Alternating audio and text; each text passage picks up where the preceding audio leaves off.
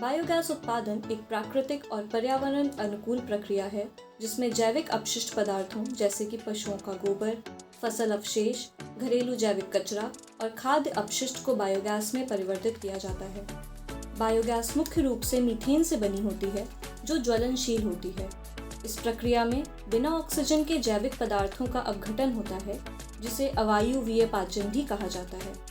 Biogas उत्पादन प्रक्रिया न केवल ऊर्जा का एक स्थिर स्रोत प्रदान करती है बल्कि पर्यावरण के लिए भी लाभकारी है क्योंकि यह अपशिष्ट प्रबंधन में सुधार करती है और ग्रीन हाउस गैस उत्सर्जन को कम करने में सहायता करती है। यह विशेष रूप से ग्रामीण क्षेत्रों के लिए महत्वपूर्ण है जहां ऊर्जा के पारंपरिक स्रोत महंगे और सीमित हैं। बायोगैस संयंत्र स्थापित करना एक आसान और लागत प्रभावी तरीका है जो ऊर्जा के साथ साथ जैविक खाद भी उपलब्ध कराता है जो कृषि के लिए लाभकारी है। बायोगैस उत्पादन को 4 प्रमुख चरणों में विभाजित किया जाता है: हाइड्रोलिसिस, एसिडोजेनेसिस, एसीटोजेनेसिस और मिथेनोजेनेसिस। इन प्रक्रियाओं में सूक्ष्म जीवों द्वारा अपशिष्ट पदार्थों का अपघटन कर गैस में बदल दिया जाता है। आमतौर पर 1:1 का अनुपात का प्रयोग किया जाता है। 1 किलो गोबर के लिए 1 लीटर पानी मिलाना चाहिए। गोबर में धीरे धीरे पानी मिलाना चाहिए ताकि गुठली ना बने। इसे लगातार चलाते रहना चाहिए ताकि पानी गोबर में अच्छी तरह से मिल जाए।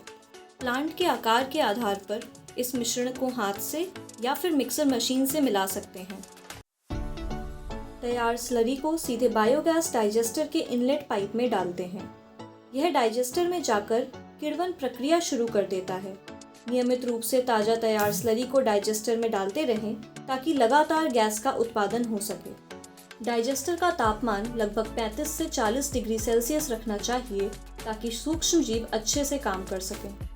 आमतौर पर बायोगैस का उत्पादन 30 से 35 दिनों में शुरू हो जाता है, लेकिन सर्दियों के मौसम में तापमान कम होने के कारण बायोगैस का उत्पादन लगभग 60 दिनों में शुरू होता है।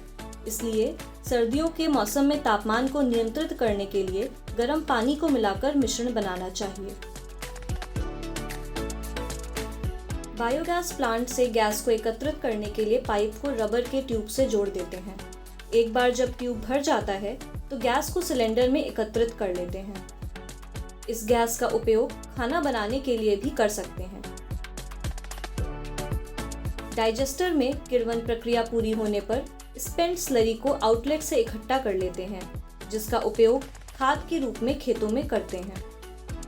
इस प्रकार बायोगैस का उपयोग घरेलू से लेकर औद्योगिक और कृषि क्षेत्र तक व्यापक रूप से किया जा सकता है।